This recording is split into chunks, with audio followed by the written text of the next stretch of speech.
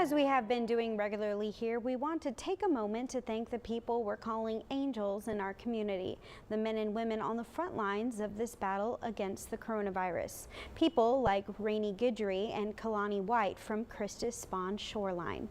And people like Stella, Rosalinda, and Jennifer from Retama Manor Nursing Center.